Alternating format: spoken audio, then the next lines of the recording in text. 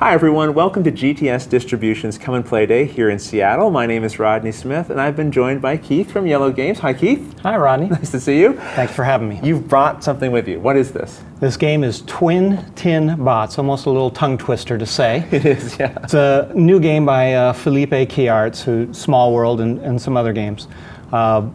Robot programming game, and the story behind it is that you're one of the workers on this lonely planet, and all you really have to do to amuse yourself is program robots to pick up gems. Okay. It's got to be a bit of a competition between the different programmers, and so you're always looking to outdo them with your programming abilities. Okay, well you said it's new. How new? Like, is this out now? It is shipping probably as we speak. Okay, just, so at the just time landed. this video releases, probably it'll Yes. be on its way out there. Okay, excellent. So we've got all these robots, we've got some gems and things. What does a typical game turn look like? What are we doing? On your turn, you've got very limited programming abilities. You're going to have 16 tiles that you can program with. Okay. And you're going to, on your turn, place one, or you might end up removing one, but you've got one action you can do. So, for instance, I might put it here, coordinated with the robot. So Yes. I put one down, he's able to move one on his turn. The next time it comes to me, I can add another one. Right. But the one that's on there stays. So you kind of have to plan ahead, because you know if you put that down, he's going to have to move one more again. Each turn, okay. Each okay. turn, so you're very limited in your programming what you can change each time. So your basic turns are either putting down a tile, you can put a tile down and replace one. For those that are directionally challenged, the little robots have little colored For the left and right turns? Yes. Okay, good. to help you there, because I know I would That have would be trouble. me, yeah. Yes. And then there's other things that let you possibly grab gems, which Okay. is your goal. If you get up to one and you've got that played, you then get to grab the gem, put it Cool, on and there. it holds it there? Yep. At one point, you might swap out a tile to do something else, or you can actually clean the slate if you just want him to stop. Okay. But as you add to each one, you're only adding to one robot each turn, so the other robot could be languishing or could be stuck in a corner just bumping his head Right, against just the edge. spinning around Yes. and around, okay. So you try to make do the best you can with the limited programming abilities. All right, so we're running our robots around the map, we're collecting gems. How do we score? The scoring is in the gems. So you've got the 2-point, the 3-point, and the 4-point gems. You're trying to get them back to your base. If you're able to unload it on your base, it then becomes scoreable for you. Okay. As each time a gem is scored, then you're placing a gem from the timeline into the board in the center or as close to the center as you can. Okay. We try to work our way through all the gems. When Yes. that happens, then we do a countdown. There's going to be 3, 2, and 1, and then that's all the moves that we get. So the other way you can win is by achieving a certain number of predetermined points based on the number of players. Okay. What would it be in a two-player game? 11 points. For All a right, team. all right. So if I can get that first, then that will end the That game as will well. end the game. Okay, now I did notice that aside from sort of the core actions that we can give the robots, we have them each in our own colors, right? There are some other actions here as well with blue backs. What's this for here?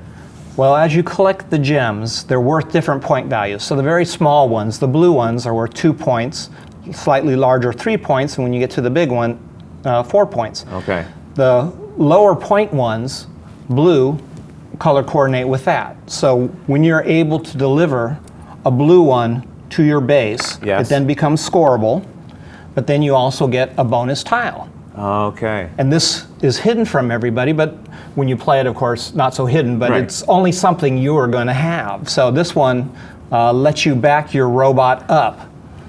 And retain your facing, is that right? Right. Okay, so these are super special Right. abilities outside of the parameters of the basic actions that you have. Okay. Usually things that would take a couple tiles to complete, so saving you a little movement. So you might get one that completely lets you make a U-turn. Yes. And so that's saving you having to do 3 turns of left turns or right turns to get to there. So those are always very nice to get and use. The first time that you use them usually shocks people. Right, right. And robots can steal from each other, so as you're going, it's not necessarily once you've got it in your hands that it's yours. You could be zapped, made to drop it, Okay. or literally if somebody's next to you and they have a grab, they can literally grab it from you. So Okay. a number of different things. So it's always a challenge doing it, and once you get partway in and you've got several programs kind of going at once, trying to keep track of how that's going with other Right. people in between is quite challenging. So what if I had programmed my robot and it was going to do a drop off, but I was at the enemy base?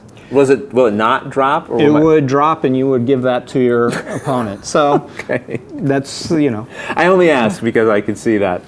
Yes. I could see that outcome happening.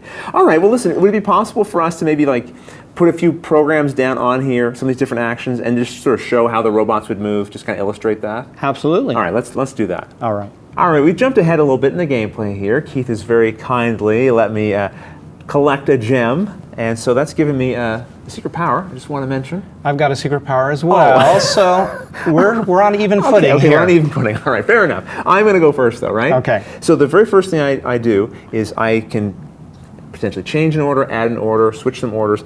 I want to change one of my orders. Okay. Well, I'm just going to pull out the blue tile, so we're going to see Yes. what this is. The superpower is coming here. All right, so I am going to put it on this one here. I'm going to replace my move forward. This particular special power allows me to jump a space. Skip somebody. Right? Skip. We're going to skip. So now I resolve the orders that I have here. You Right. should only make one change. Right. During your turn. That's And the then one change you're execute. making. Now it's execute. Okay. So going over here and looking at my little fellow here, he's going to go forward one. He's got a gem, by the way. Just He want to point does that out. have, and a blue one. And a blue one at that. I can then execute a pickup. There's nothing to pick up, and even if there was, I can only hold one gem at a time anyway. Correct. Can't get too greedy here. Okay, so he's done. We come over here. Now, without this jump, I was in a bit of trouble, right? That- Because you were blocked. I was blocked. Now I can push. If You I could push me back, but Right. that wouldn't help you. But be I like- could see exactly what you're doing here. This is no You played that beautifully. Here we go. Jump. Jump, Pick up. pick up. There's an empty space. We just ignore the space, right? If right. it's empty, then if it's nothing empty, it happens. isn't used, and now you've got two blue ones. All right. Not liking it. But I have something up my sleeve as course. well. So on my turn, we're going to replace the move forward with my special ability. I sense some hesitation. You're concerned here. I am concerned. I don't blame you. I get to shock a robot in any direction, any number of spaces away. Normally, you can only shock somebody right in front of you. Shock a robot. Yeah, so I'm worried about I'm what this moving does. him this way, Yes. and then shocking you because you're within line, which makes you drop. What? So now you're back down to one. Okay. And the other one, grabbing, there's nothing to grab, Yes. and then he turns this way.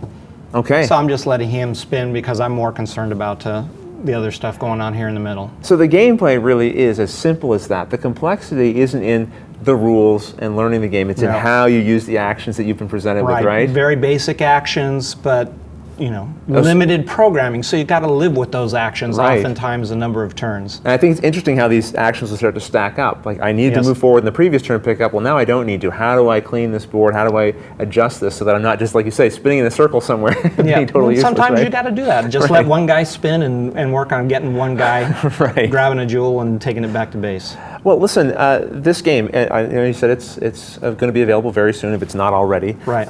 You guys going to have this at the conventions Yeah. to demo and that sort of thing? Every convention moving forward, we're ready to go. It is in the warehouse, so we'll have real copies in just a couple days, and from then forward, we'll be showing it at all the conventions. Okay, so if people want to find out some more information about the game in the meantime, where's the best place they can go? Our website, yellowgames.com.